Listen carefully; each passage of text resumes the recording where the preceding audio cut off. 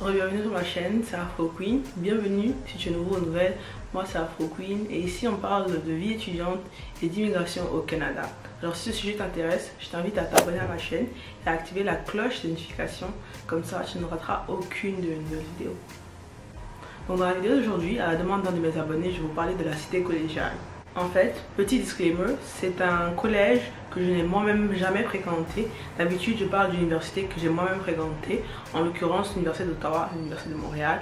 Mais aujourd'hui, vu qu'on me l'a demandé, je vais vous parler de la cité collégiale.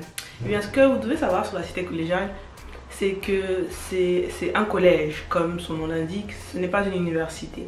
Donc la cité collégiale, c'est plus pour des formations techniques et en général, votre durée d'études sera raccourcie par rapport à celle de l'université.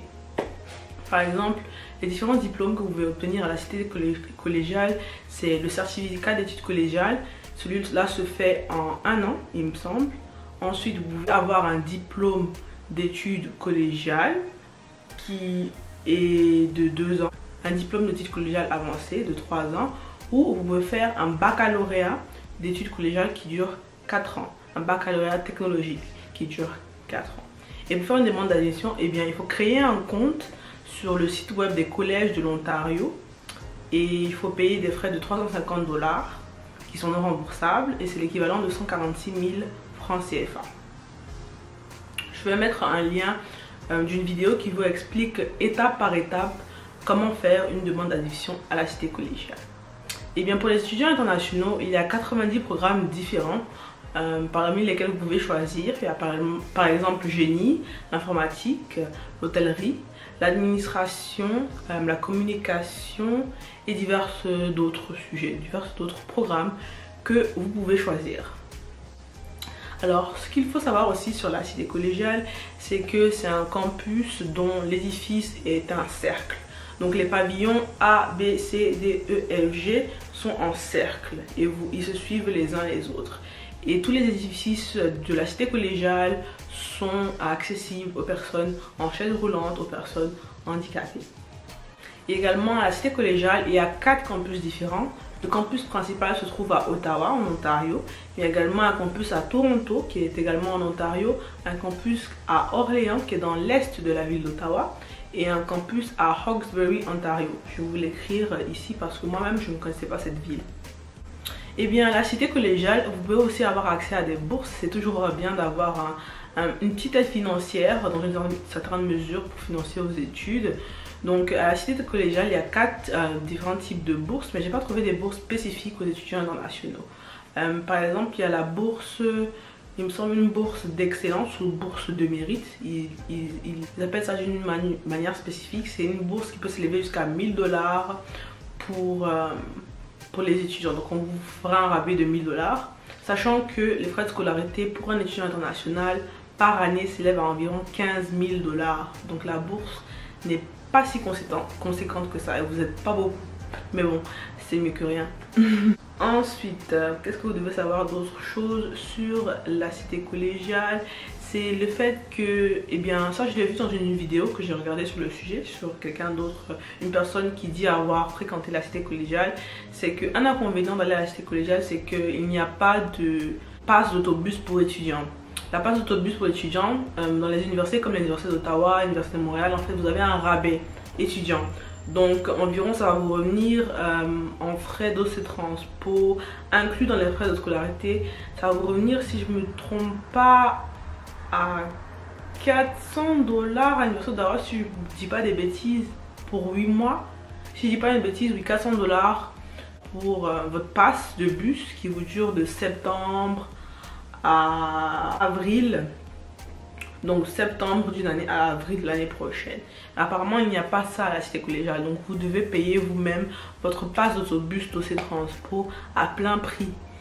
Et la passe d'autobus par mois, ça revient cher à Ottawa. C'est environ, la dernière fois que j'ai utilisé une passe d'autobus à Ottawa, c'était à 116 $ par mois. Donc sur 8 mois, ça fait plus de 800 $. Donc franchement, ne pas avoir un rabais étudiant pour la passe d'autobus, c'est un peu un bémol, moi je trouve, personnellement. Alors, un avantage cette fois-ci d'aller à la cité collégiale, apparemment, c'est que c'est un des plus grands collèges français dans l'Est de l'Ontario. Ouais, c'est un des plus grands collèges français dans l'Ontario et c'est un collège d'art appliqué et de technologie, ce qui est une bonne chose apparemment. C'est une alternative si vous ne voulez pas aller directement à l'université. Donc en allant à la cité collégiale, vous pouvez prendre des cours que vous pouvez faire créditer à l'université, mais vous pouvez aussi aller à l'université puis aller à la cité collégiale.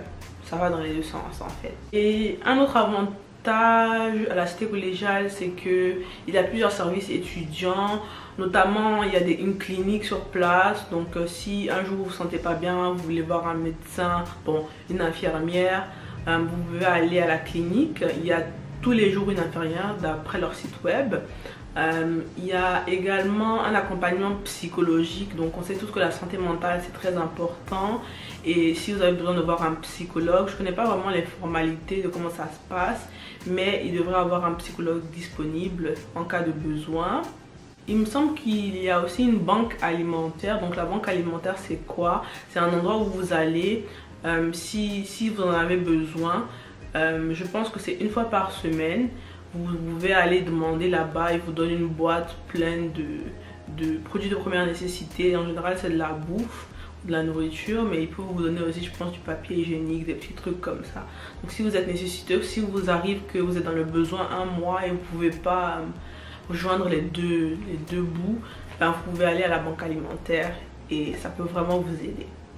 Et un deuxième inconvénient que j'ai retiré d'une vidéo que j'ai regardée, c'est apparemment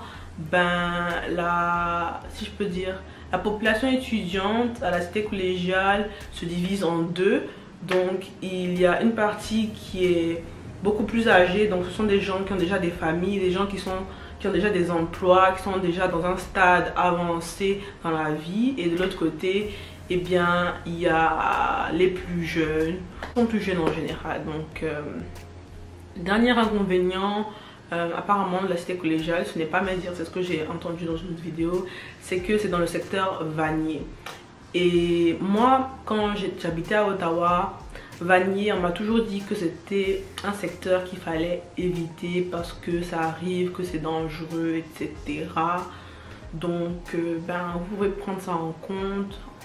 En fait c'est quelque chose qu'on m'a dit, donc je sais pas, à vous de vérifier si c'est vrai ou si c'est faux.